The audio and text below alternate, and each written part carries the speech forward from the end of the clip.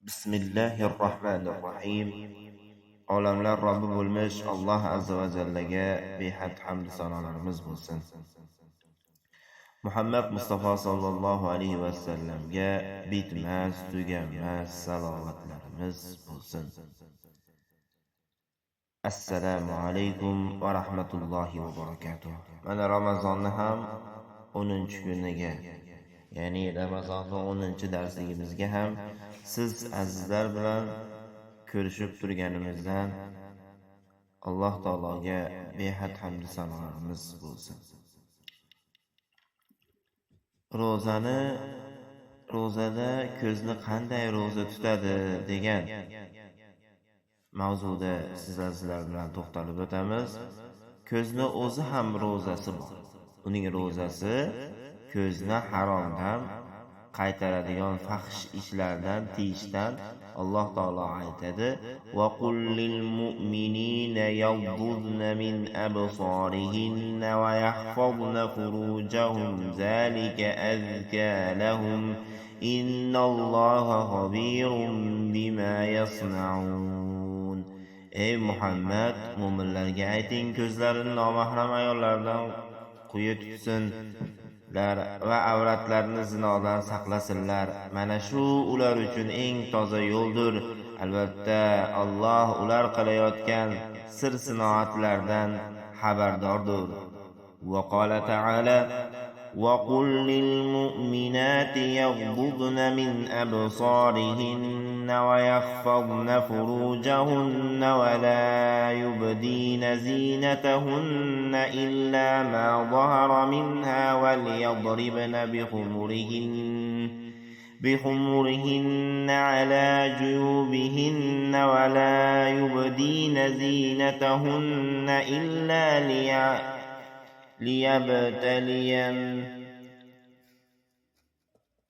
إلا لبعولتهن أو آبائهن أو آباء بعولتهن أو آباء بعولتهن أو إخوانهن أو بنين إخوانهن أو بني أخواتهن أو نسائهن أو ما ملكت أيمانهن أو التابعين غير أولي الإربة من الرجال أو الطفل الذين لم يظهروا على عورات النساء ولا يضربن بأرجلهن ليعلم ما يخفين من زينتهن أو توبوا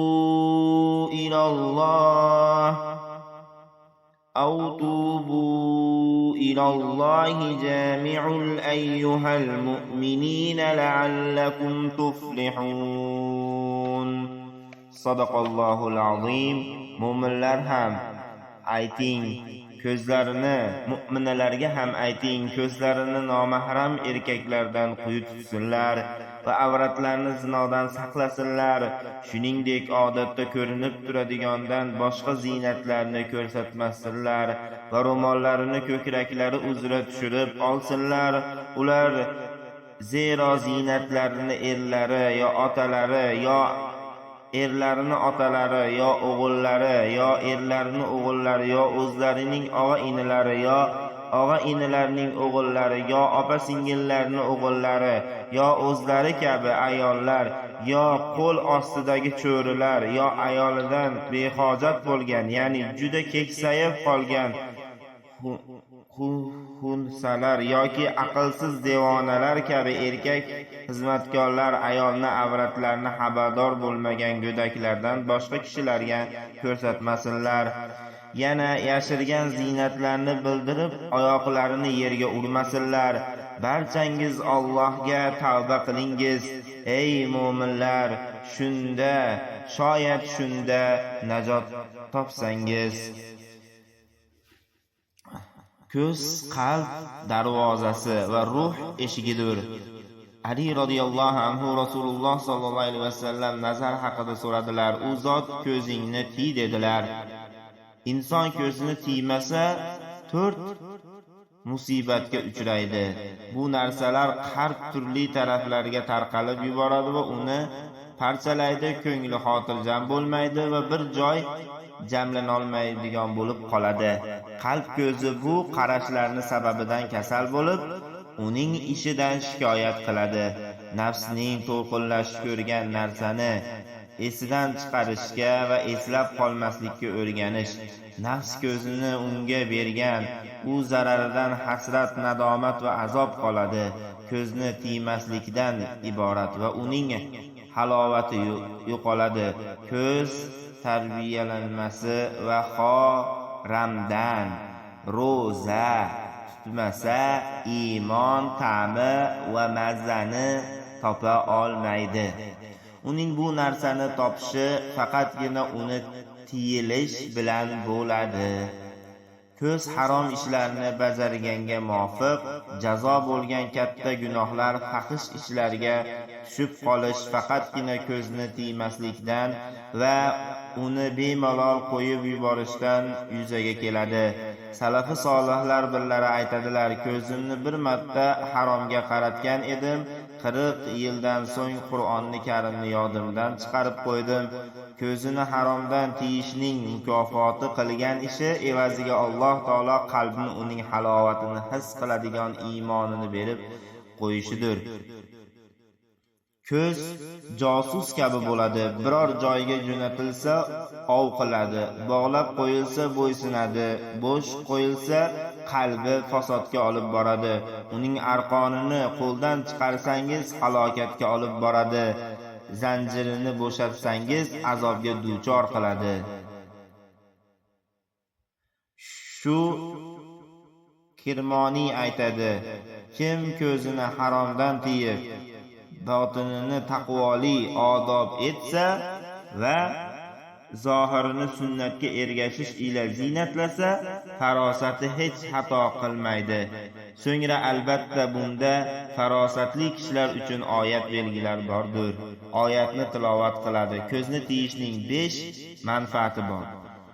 Bu eng avval Alloh taoloning ko'zni tiyish haqida buyrug'iga itoat bo'ladi. Mana bu ne'matni o'zi dunyo va oxirat kifoya qiladi.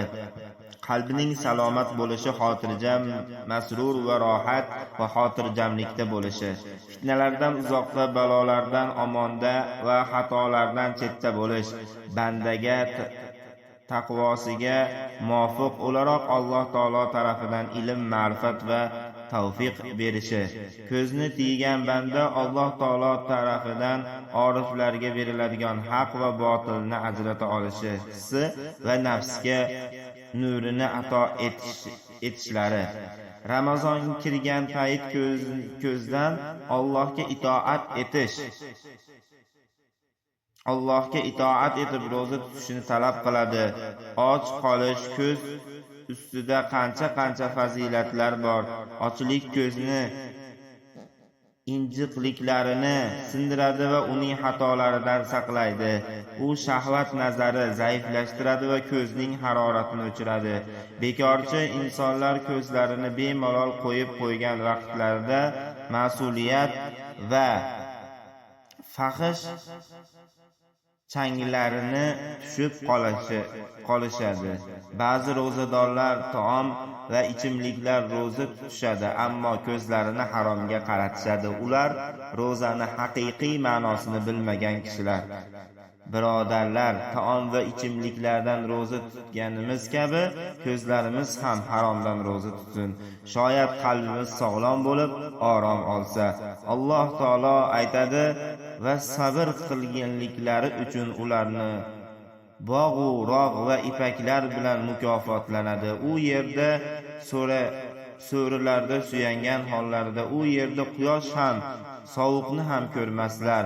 Alloh roziligi uchun ko'zlarni ro'za tutinglar, salomat bo'lasizlar.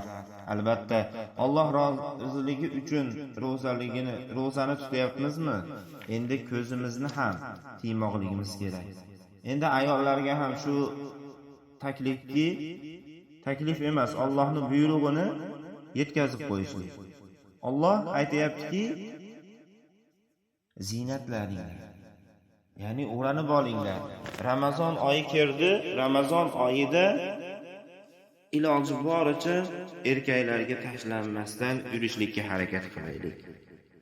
Ularni ham gunohkor bo'lib qolishligiga sababchi qilib qo'ymaylik.